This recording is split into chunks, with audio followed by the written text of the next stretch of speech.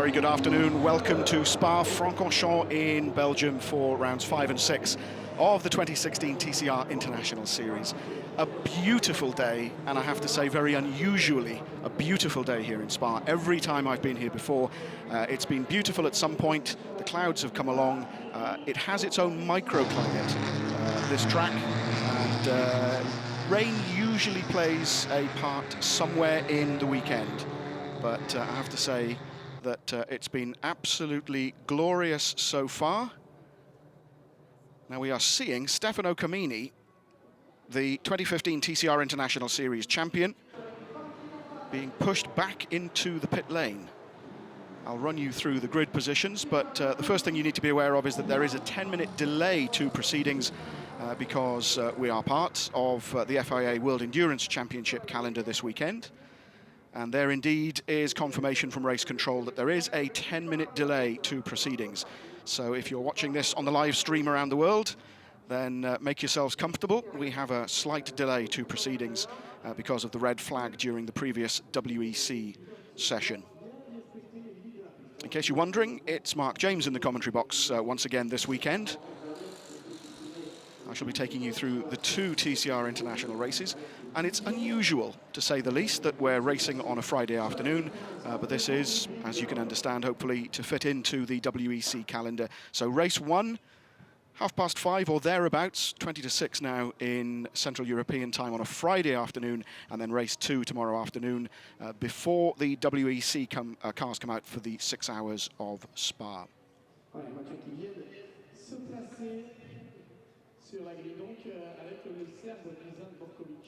And there on the right of your screen, you can see one of the headline acts of the TCR International Series this weekend. The first appearance in the TCR Series of Peugeot, which is our, trying to think, 7th brand, potentially. We have only 4 brands represented here this weekend, with Opel still missing from the series, concentrating on developing the new Opel Astra TCR, and also electing to miss Spa to do more development work. Top Run Racing with the Subaru WRX STI TCR, and Mulsanne Racing with that pretty little Alfa Romeo Giulietta TCR, driven by Michele Ceruti. They announced in the week that they would elect to miss Spa and return hopefully for the next round in Italy in 2 weeks' time. But if you're just tuning in wherever you are in the world, you're very welcome, but we do have a delay to proceedings. You're looking there at Dusan Borkovic's car.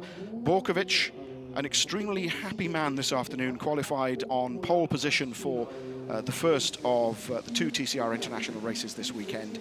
Extremely pleased and not a little relieved, I have to say, because that's the same car that was involved in the accident in Estoril, only a fortnight, 3 weeks ago. The car hasn't run since, and so to have what was quite a bent car repaired overnight, you remember possibly that the team worked until 5 a.m. to get the car repaired, hasn't been touched since, and yet bang, straight on pole position here in Spa, and he is pleased as punch, doesn't even begin to describe it. Adriana, his extremely supportive wife, here once again, and rewarding hubby as he was cuddling the large sign with the Pommery Sparkling Performance for Pole Position Award, and rewarding him with a kiss immediately afterwards. You'll see that on the highlights package already online. As we look down on the grid, car 74 there, the winner of the first 2 races in Bahrain, the Craft Bamboo Lukoil Seat of Pepe Oriola.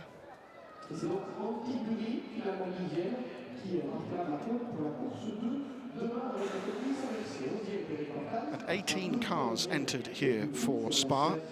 All 18 cars, I understand, are on the grid. I'm trying to work out what happened to Stefano Camini. You saw him on the grass earlier on, being pushed back into the pit lane by the marshals. And also there were problems for one of the 2 Peugeots, which we saw in the pit lane.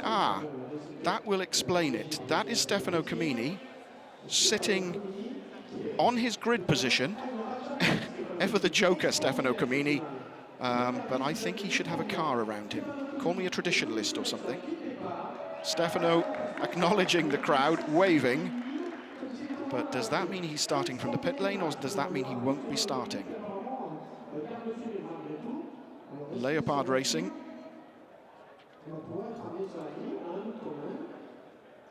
And as I'm saying that, I'm being told that it's a potential drive shaft problem as he left the pit lane, which put him onto the grass, and we're told he will not be starting this race one, which is a bitter, bitter blow for Stefano Camini.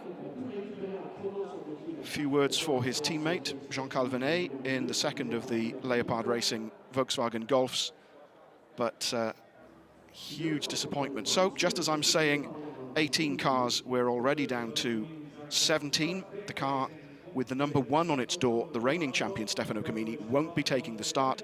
But we did see briefly in that previous shot that the second Peugeot, which had problems in qualifying with fluid pouring from the underside of the car, has taken its place at the back of the grid.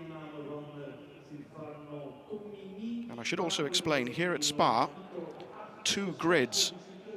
Stefano making his way over to one of our newest drivers, Antti Buri, in the all-white car. Run as part of Leopard Racing, but officially under the Team WRT banner.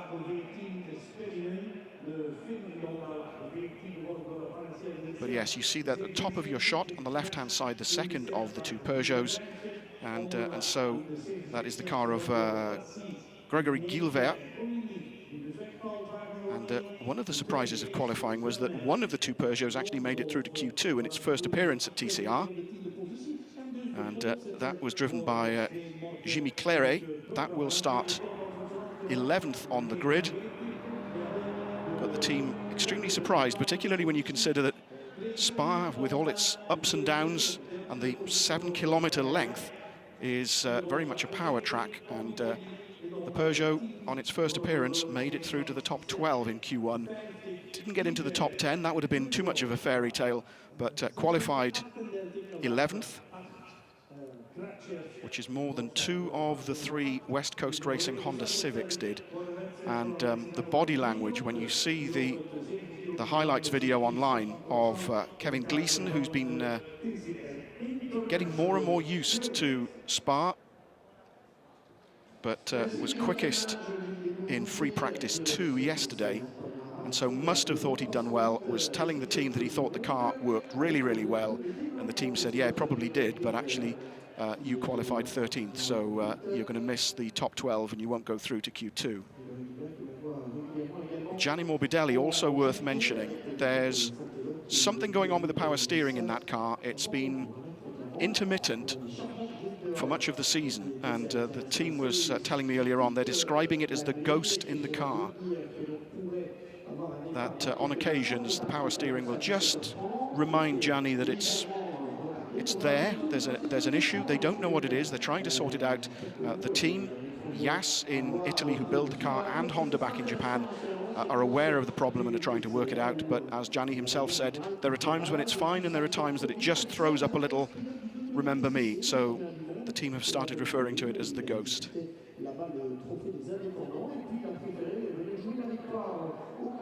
The grid girls now making their way off the grid. As I was saying a few minutes ago, there are 2 grids here in Spa.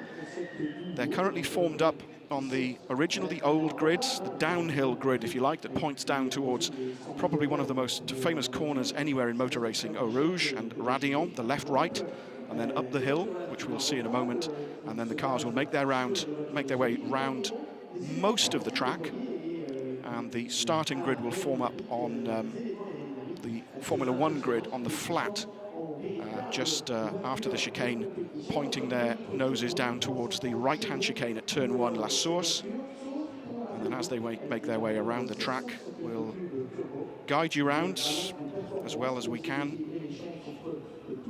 some of the most iconic names in motorsport.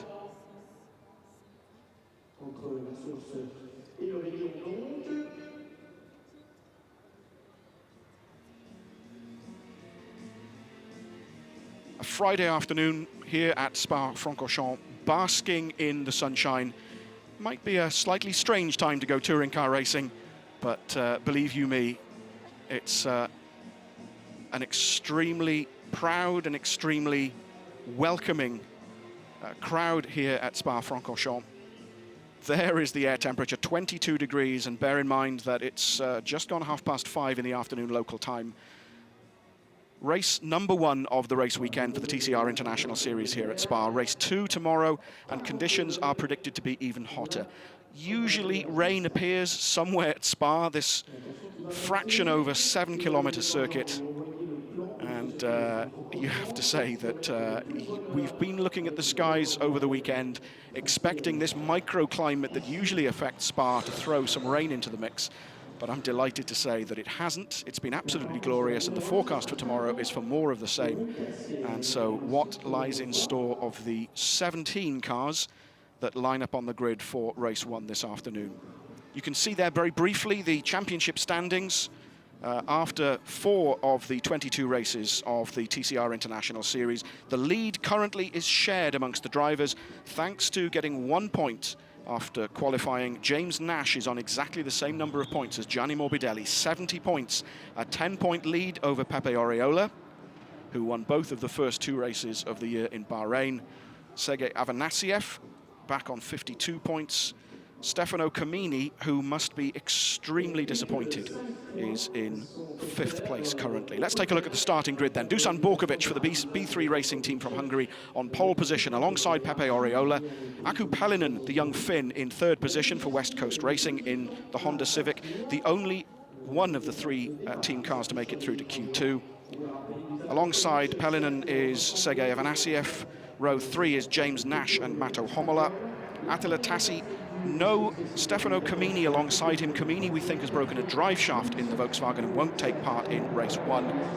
There you see positions all the way back to 18 with Gregory Guilbert in the Sebastian Loeb Racing Peugeot 308 Racing Cup car, forming the back row of the grid alongside Mikhail Grachov in the Liqui-Moly Team Engstler Volkswagen Golf.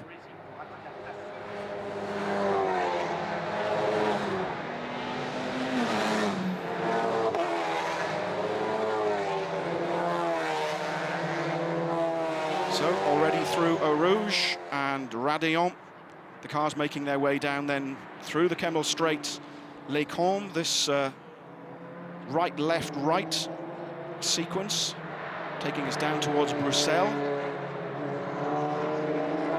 And then you'll see the height change quite dramatically as they drop down towards the double left-hander, appropriately enough known as double gauche. Forgive me, double gauche.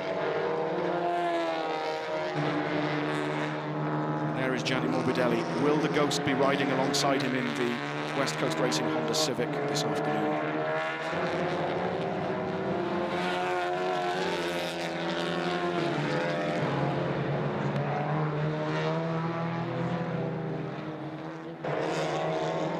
This is what I was talking about, the change of elevation. The car's dropping down now towards this double left-hander.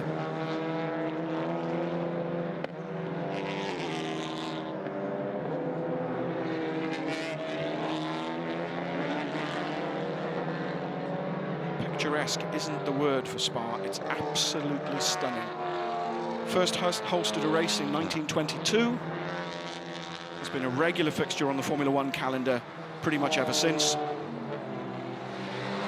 And this weekend hosts the FIA World Endurance Championship and the TCR International Series on the bill, hence the Friday afternoon race, hence the Saturday lunchtime race tomorrow ahead of the WEC round. There is one of the Peugeots, there is Claret. There you see the sole remaining turquoise Volkswagen Golf of Jean-Carl Vernet, weaving.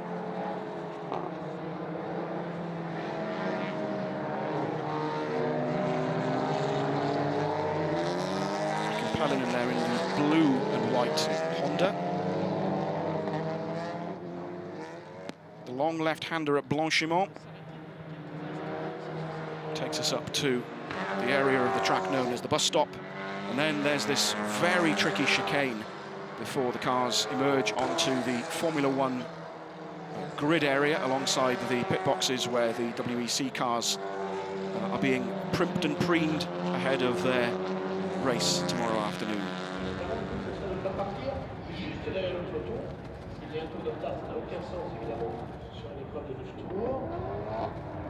As I look out through the commentary box, the sun is still blazing in the sky, but the headlights are on as they're in the shade of the trees there. Pierre-Yves Cortol, here to represent TCR Belgium in the all-white Seat Leon. Impressive times from Cortol at 40, one of the oldest drivers in the TCR racing event this weekend. But what can he do? Clearly knows the track very well. And there, on the right-hand side of your screen, Loris Hezemans in the mainly all-white Seat with the colours of the Dutch national flag emblazoned on the bonnet, and Hezemans missing free practice 1 because he had school exams to sit, biology in the morning and Dutch in the afternoon. Made it to the track in time for free practice 2, but towards the back of the grid, young Loris Hezemans, what can he do? We are waiting for the green flag to be waved. There it is. And so, round 5 of the 2016 TCR International Series, now just moments away. The lights are on. They go off and we're away. What can Borkovic do? Pellinen moves out immediately and cuts off Pepe Oriola. That's not what I was expecting. And in fact, Pellinen gets his nose ahead. It's Honda ahead of Seat. Really not what I was expecting. We watch them safely through La Source, the downhill right-hand hairpin, turn 1. They go down this long straight down towards Eau Rouge. The leaders are safely through. Pellinen already pulling away. It's Pellinen, Borkovic. Then it's Oriola. Then James Nash. And Grachov. Grachov and Gilbert right at the back of the field. Excuse me. So Pellinen, Borkovic, Oriola, Nash, Matto Homola, Attila Tassi, Jean-Carl Vernet. That's what I was looking for, was the third of the Kraft Bamboo Lucor cars, and we caught it just there. It's Avanasiev who's dropped way down. Oriola, though, noses past. Normal service has been resumed. So Oriola takes second place away from Borkovic, but look at that already. Pellinen off away into the distance as Oriola sets off in pursuit. Dust being kicked up, one of the Peugeots weaving around. That's David Kajaya in the number 7 car, and that's the scrap for 10th place, the final one of the point scoring positions. James Nash has a look at Borkovic, but no indeed. Can't do what his teammate did.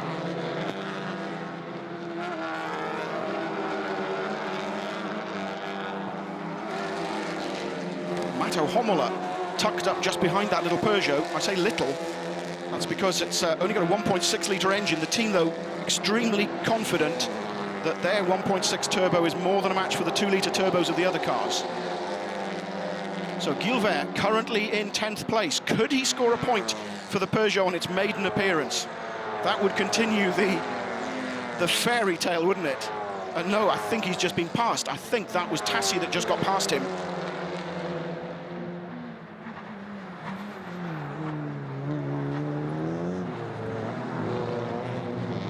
So through the chicane to complete the first of 9 laps this afternoon.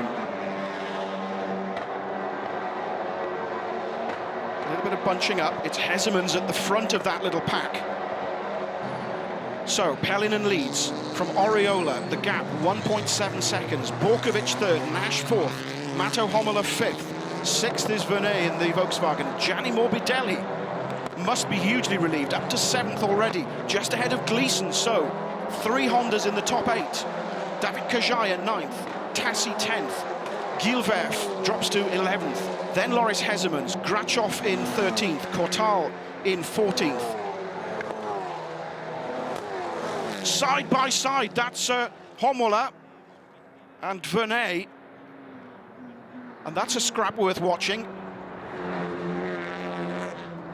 Has Venet got past Hommler? They're side by side, the nose is ahead, they touch. And across the overshoot goes Venet. Well, the stewards have something to say about that, but I don't think he had anywhere else left to go, to be honest. Nash then ahead of Venet. Hommler has dropped to 6th.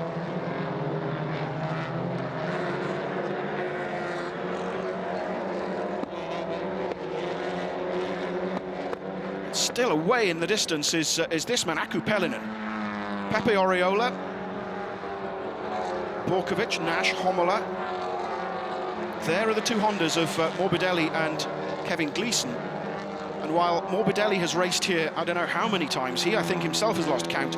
Kevin Gleeson's on his first ever visit to Spa-Francorchamps.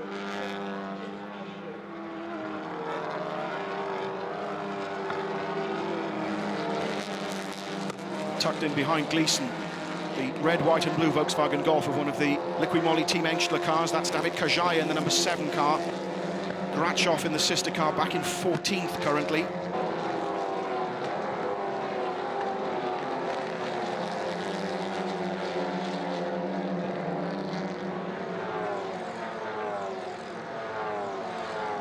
Gap starting to open up after the excitement of the first lap and a half.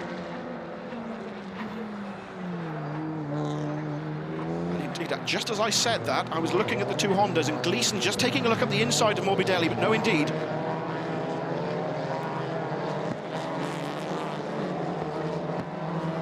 Not even touched on success ballast yet. After the previous rounds in Estoril,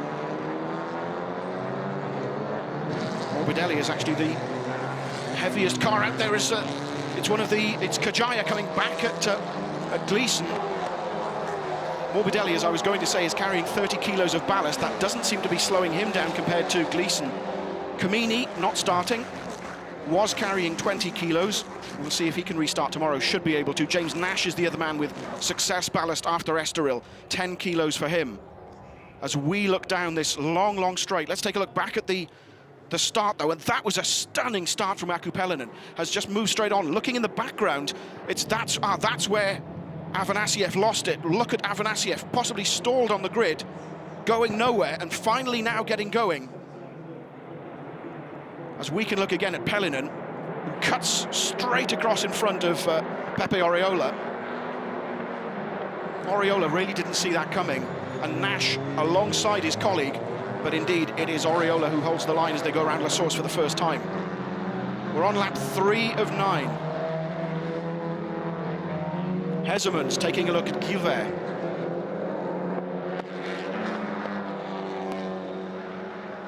As Tassi scrapping with Kajaya. Tassi 9th, Kajaya 10th. And indeed, Kajaya goes through.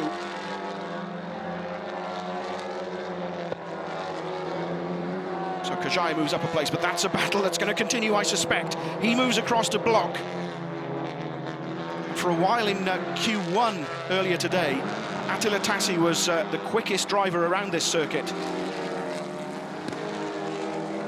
So clearly the potential's there. The youngest driver in the TCR International Series, just 16 years of age. And another youngster, 18 years of age, Loris Hezemans. All over the back of the Peugeot in the Seat, a far, far more developed car. Has he made his move? Yes, he has. He dives up the inside. The two side by side. Has Hezemans taken the place? Yes, he has. Gilbert very sensibly allowing through. Now this bunch. Hezemans there on the left of your screen. Right alongside. Whoa! That's Cortal behind him. Afanasiev, after that very, very poor start, we'll try and work out later what happened. Afanasiev just behind, Gilbert now having dropped behind those. But Cortal's all over the back of young Loris Hezemans. They go round La Source for the 4th time. A drive-through penalty for Hezemans. The stewards have been quite strict here this weekend. Already some lap times disallowed in qualifying, and now Loris Hezemans gets a drive-through penalty for exceeding track limits. The stewards were saying that the first time they'd let it go, the second time would be a warning, and the third time there would be penalties. So wherever it's happened, Loris Hezemans has done it 3 times. So the standings on lap 4 as we see Jean-Carl Vernet having a look at the back of James Nash's car as he rides over the curbs. He was one of the drivers who had times disallowed earlier on. It's Aku Pelinen who still leads, has opened up a lead now of 2.5 seconds over Pepe Oriola. Dusan Borkovic 3rd, James Nash 4th, Jean-Carl Vernet in 5th, Mato Homola 6th, Gianni Morbidelli 7th ahead of Kevin Gleeson, David Kajaya 9th, and Attila Tassi 10th, rounding off the point-scoring positions. Look at that gap. And you would have to say, Aku Pelinen has been hungry for a win. Only 22 years of age, Aku Pelinen in the West Coast Racing Honda. Unlucky to have been penalised for a jump start back in Bahrain at the start of the season. And a very, very bright future ahead of that young man. And the other Finn in the race weekend here in Spa, Antti Buri in car 48, the all-white Volkswagen Golf, actually goes to the same college, or went to the same college as Aku Pelinen. So the pair of them know each other well, so there is Finnish pride at stake here as well as championship points. Into the darkness, the shadows cast by the trees. We're on lap 4 of 9, so around half distance. Aku Pelinen's lead reduced ever so slightly, just over 2 seconds now. They come through the chicane, up towards the start-finish straight to start lap 5. And again, the gap stays at around 2 seconds. Pelinen, Oriola, Borkovic, Nash, Vernet, Homola, Morbidelli, Gleeson, Kajaya, Tassi, Hezemans now in 11th, Avanasiev 12th, Gilbert having dropped to 13th, Antti Buri, I mentioned, 14th, Mikhail Grachov 15th, Claire in the second of the Peugeots back in 16th, Cortal having dropped to 17th after scrapping with Hezemans at that point.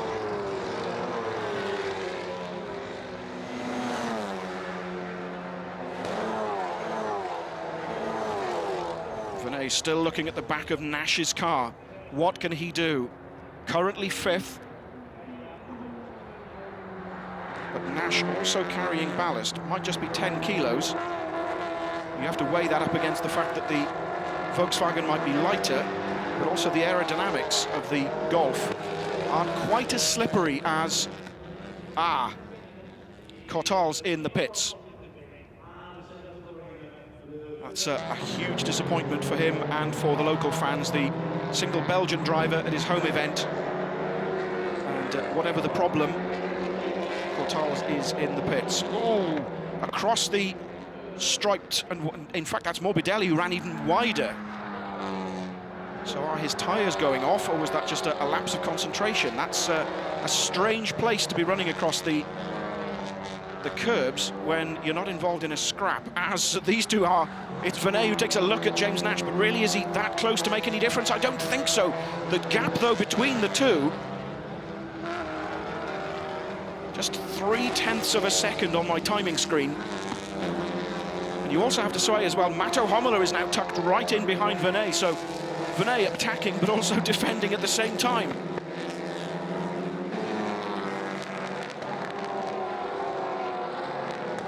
This is the battle for 4th then. Oh, Mikhail Grachov in the number 8 car, the Liqui Moly Engstler Golf. Another drive-through penalty coming up on the screen for car number 9, Attila Tassi, currently in 10th place. So that single point for 10th looks unlikely now for Tassi. So 2 cars already having been issued drive-through penalties by the stewards.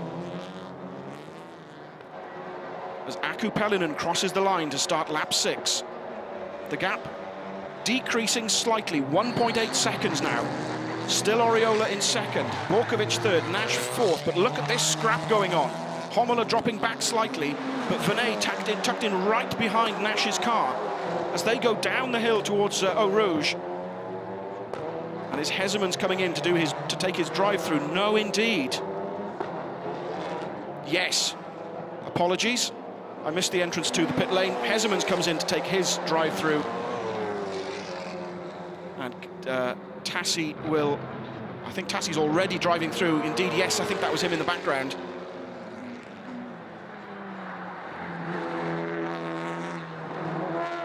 Venet still attacking James Nash, but Nash had the line for the right-hander.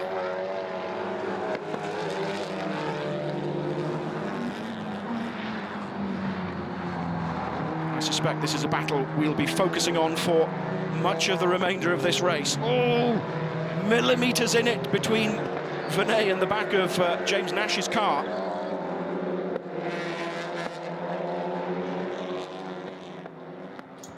Homola still lurking in the background, waiting to pounce, and Gleeson kicking up the dust there, still tucked in behind Gianni Morbidelli.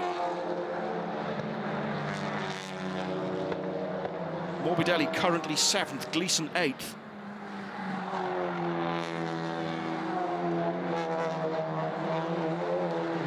In fact, we're focusing on this battle as somebody went straight on. Was that Homola? Yeah, the gap has definitely opened up between Venet and Homola. A mistake, I suspect, by the youngster.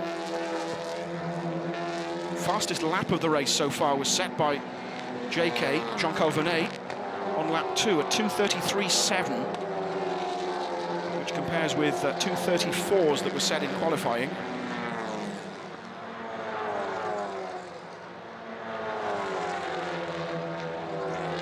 So rolling across the bottom of your screen, Pelinen leads by 1.8 seconds from Pepe Oriola. Dusan Borkovic 3rd, James Nash 4th. Jean-Carl Venet. Ooh, and in fact, Borkovic is tucked up right behind Oriola now. Venet is still 5th. Mato Homola 6th, Gianni Morbidelli 7th, Kevin Gleeson 8th, David Kajaya 9th. Sergei Avanasiev now moves up into 10th into the points.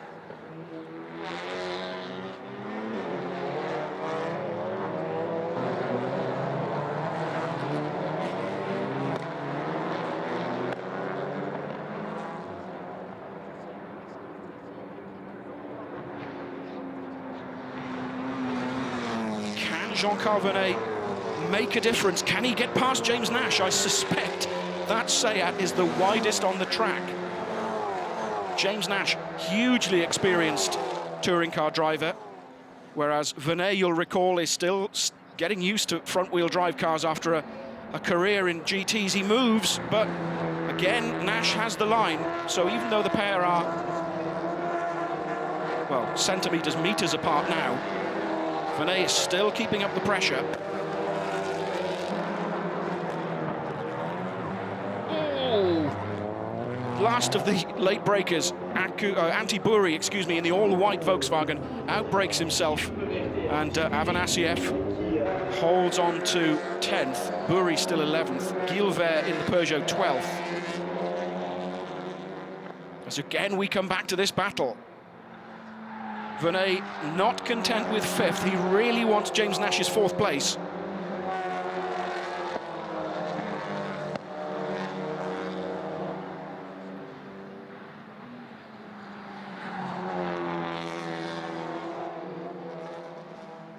Now that gap is slowly but surely coming down, but has Pepe Oriola got enough time to make anything of that scrap for the lead? 1.4 seconds now. It was over 2 seconds. Too far behind, I suspect. Aku Pelinen leads, as he has done from the first corner of lap 1. Pelinen for the West Coast Racing Honda team, salvaging something for them for what has been a disappointing weekend here in Spa-Francorchamps so far. There is Pelinen, there is Oriola, there is Borkovic, and then there's this scrap that we've been focusing on. James Nash still 4th, Jean-Carl Venet 5th. Mato Homola now dropping back.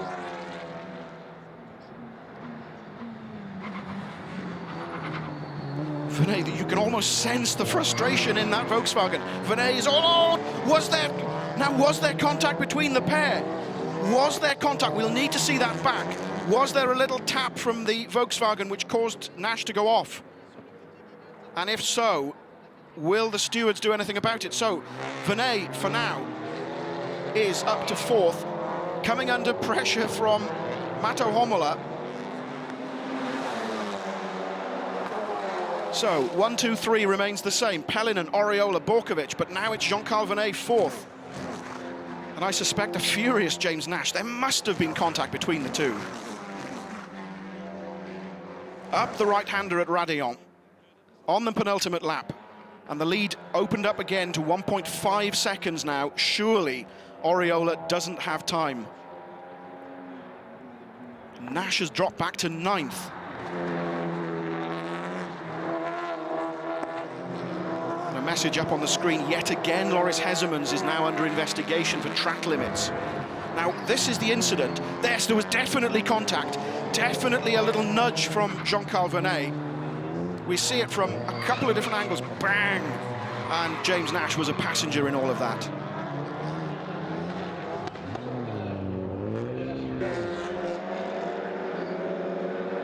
And I suspect the team will be furious. So Vernet, Homola, then the two Hondas. Still Morbidelli ahead of Gleeson. Morbidelli now in 6th, Gleeson 7th. Kajaya up to 8th, Nash having dropped down to 9th, and Avanasiev still hanging on to 10th.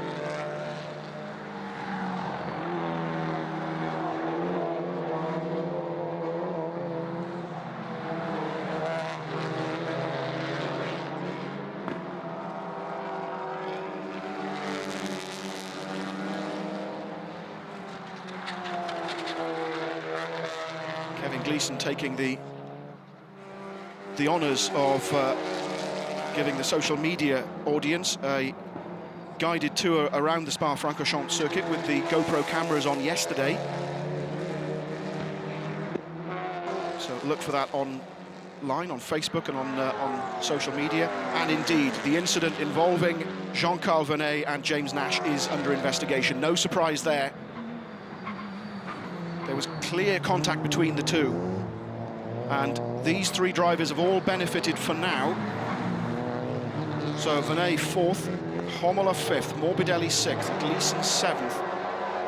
Nash having gone down to 9th. As we look at the two Craft Bamboo Lukoil cars of Nash and bodywork trailing from the rear of James Nash's car. Avanasiev just behind him in 10th. Buri in the white Volkswagen is 11th. The leaders are on their final lap. And what's going to happen about that bodywork? Are they going to let it... Actually, not that serious. There's something flailing from the rear of the car, but nowhere near as bad as the incident involving Vernet in Bahrain at the beginning of the season. So our leading trio then, Aku Pellinen. The gap for the first time is down below a second, probably for much of the race. As we look at the two Hondas looking at each other, Gleeson, though, is on the outside line. Morbidelli hangs on to 6th place.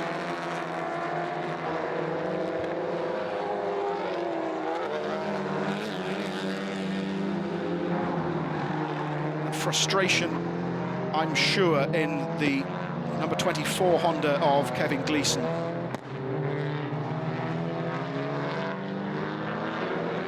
Having had a very good run in qualifying, despite having never been to Spa before.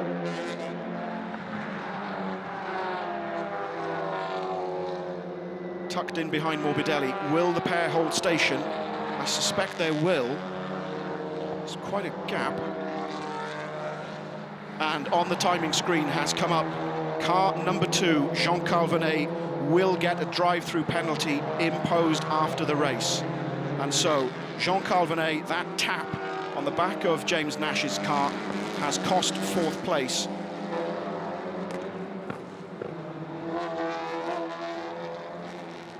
So, Pellinen leads then by 0.6 of a second, a fraction over half a second over Pepe Oriola. The pair in the final third of this final lap. Pellinen, you have to say, has driven brilliantly. That superb start put him ahead of Dusan Borkovic going into turn 1 at La Source. As Oriola takes a look, but I don't think so. They come through the chicane for the final time, and up to the line goes the young Finn, Aku Pellinen. He takes the checkered flag. That is a brilliant result for Pellinen, a fantastic result for the team. Rewards their faith in the young Finn. As we look back to see the two Hondas, his teammates, that is Tassi out of the car. That looks a huge accident. Let's take a replay. Puncture rear right, and oh, that's a huge impact with the barriers. Massive impact for Attila Tassi, as Venet has stopped on track, possibly confused because of the two races having slightly different finishing procedures. Race 2 tomorrow, they will go into the pits straight after turn 1. So no slowing down lap. Let's take another look at this from Tassi. Front puncture possible. Yes, definitely, there's rubber coming out. I thought it was a rear puncture, but no, indeed. Front puncture, unable to steer around the left-hander and bang into the barriers. Horrific looking accident. I'm delighted to see that he's out of the car. As we look at our race winner, the 4th driver to win a round of the TCR International Series this year, Finland's Aku Pelinen, in the number 14 West Coast Racing Honda Civic, takes the applause from the marshals. Thank you for your coverage, for your safety, gentlemen and ladies, this weekend. Good grief. That looked an awful accident, but Tassi having got out of the car, the marshals will recover the B3 Racing Seat, and the team will have possibly another late night if they can re-prep that car, but it does look extremely badly damaged. The lights flash on Aku Pelinen's Honda as he coasts around this 7-kilometer Spa-Francorchamps circuit for the final time.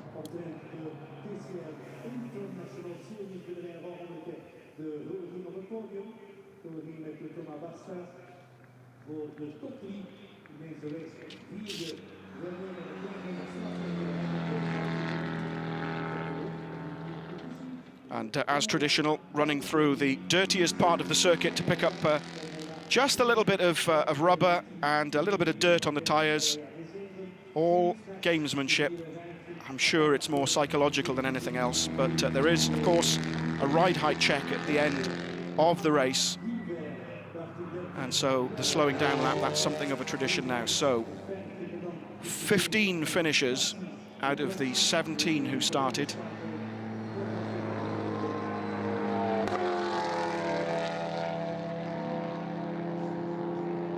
As Venet heads back to the pits for, I suspect, a bit of a talking to, as we concentrate on our race winner, Aku Pelinen. And you have to say that with Kevin Gleeson winning races in the TCR International Series last year, the West Coast Racing team do have 3 race winners on their books. So Morbidelli, having already won in Estoril a couple of weeks ago, Pelinen's now tasted victory on round 5 of the TCR International Series. And I'm sure it's only a matter of time before Kevin Gleeson does pretty much the same. First 3 cars waved through for the podium ceremony, and the remainder of the cars will make their way around the rest of the lap, back into the support race paddock, the old paddock, behind the original pits here in Spa-Francorchamps, into Parc Fermé for their technical checks. But there is Aku Pelinen just pulling up. James Nixon making his way across team manager. Well done, Aku.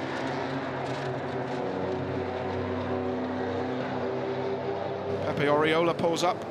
2nd place for Oriola. And that's a result that will lift him back clear into 2nd place in the championship, if my maths is correct.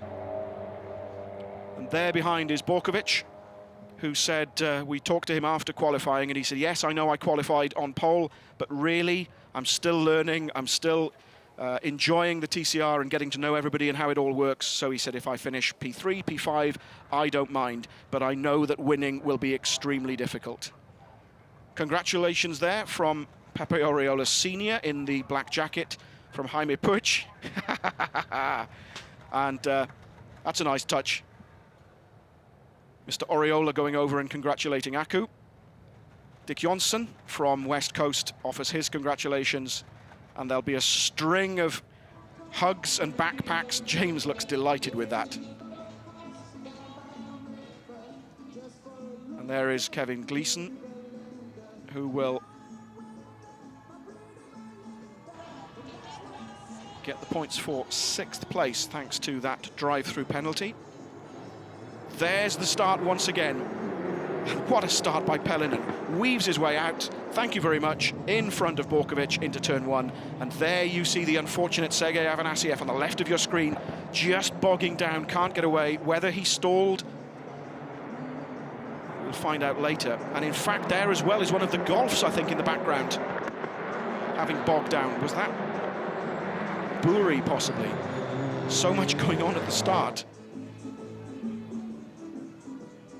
So let's just get confirmation then of the final positions once that penalty has been applied. Aku Pelinen wins for the West Coast Racing Team. Pepe Oriola 2nd, Dusan Borkovic 3rd, Mato Homolo 4th, Morbidelli a relieved 5th, Gleeson 6th, David Kajaya 7th, James Nash 8th, frustrated I'm sure, probably very angry. 9th is Sergei Afanasiev, 10th and scoring a single point, Antti Buri, and then it's Grachov, Gilbert, Claret, Vernet with that penalty, Hesemans and Attila Tassi are finishers.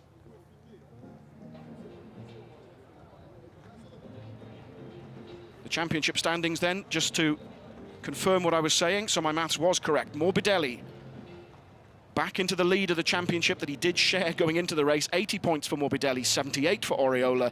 Nash, 74 points.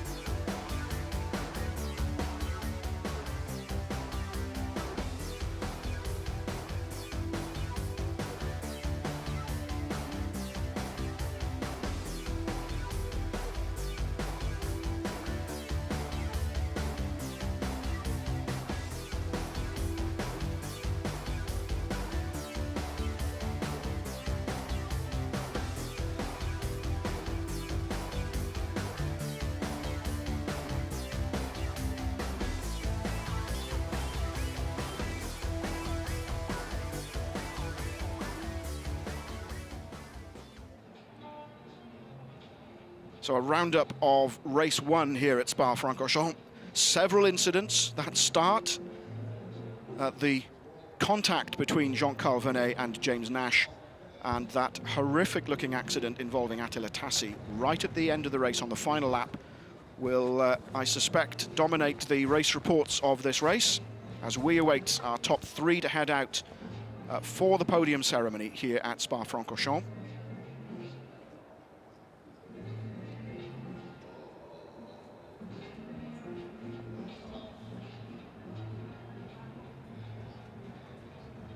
There you see, for the first time in the TCR International Series, the Finnish flag proudly flying to reward our race winner. So races 1 and 2 in Bahrain, won by Pepe Oriola.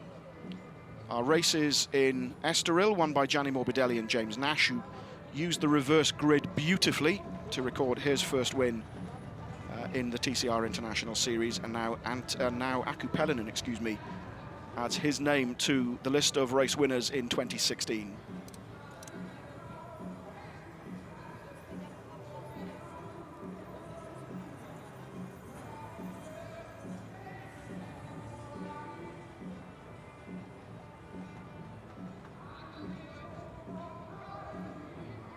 Race 2 takes place tomorrow.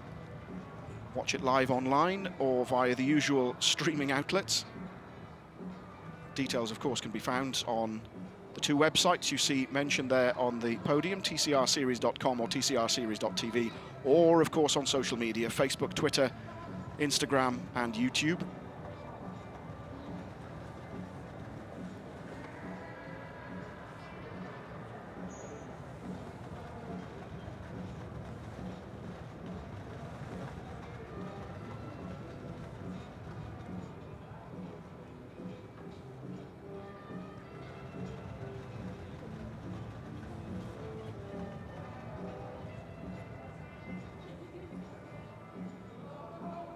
Okay, we're ready. The thumbs up.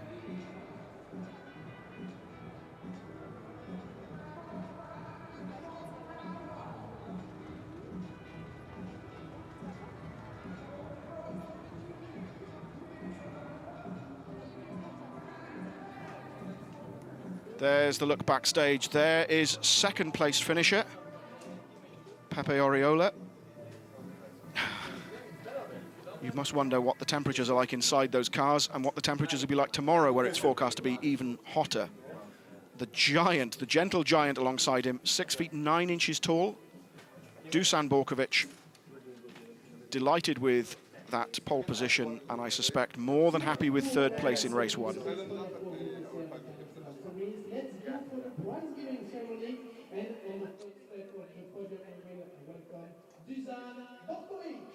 Oh, that's you, Dusan. Out you go.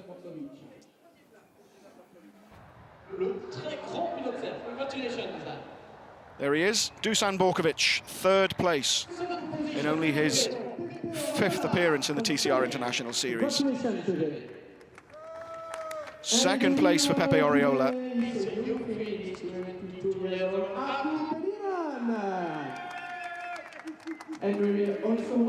And the little Finn, this will be interesting when the three of them are all standing. And he's still shorter than Dusan Borkovic, look.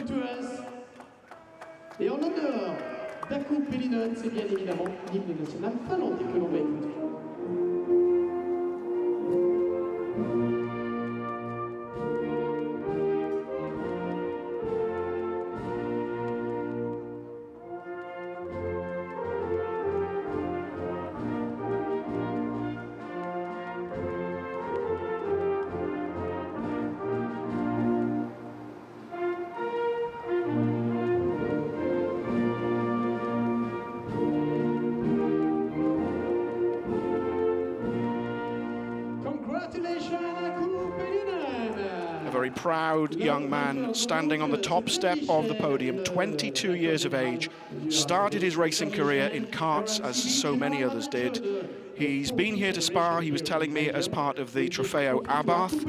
He's competed in the Seat Ibiza Cup, the ETCC, in Porsche Carreras, you name it, but he's now in TCR International, and Aku Pelinen stands on the top step of the podium. Congratulations to the team, to West Coast Racing, to Pepe Oriola. Thank you very much, he says. I'll have the points for second place, and to Dusan Borkovic for finishing in third. Perhaps we can go all together for a picture. So the traditional huddle for the photograph. Aku is not the tallest, it seems. But you won the race anyway. You won the race. Perhaps you can go a little bit on the top for the photographer, please, for the picture. They would like you to go there with the trophy. Some more photographs, I'm sure. And then, of course, we have the champagne to wrap things up. It's been an incident-packed first race. First races are often quite gentle affairs as people look after their cars in preparation for the second race. But full contact sport, touring car racing, remember. We'll keep our fingers crossed that B3 Racing can repair the damage, but we'll be back for race 2 here at Spa-Francorchamps tomorrow as Aku Pelinen enjoys the champagne shower. I hope that's the first of many. Thanks for joining us. We'll see you again tomorrow. But from me, Mark James, and my colleagues, goodbye from Belgium. TCR International Series, thank you very much for being with us today.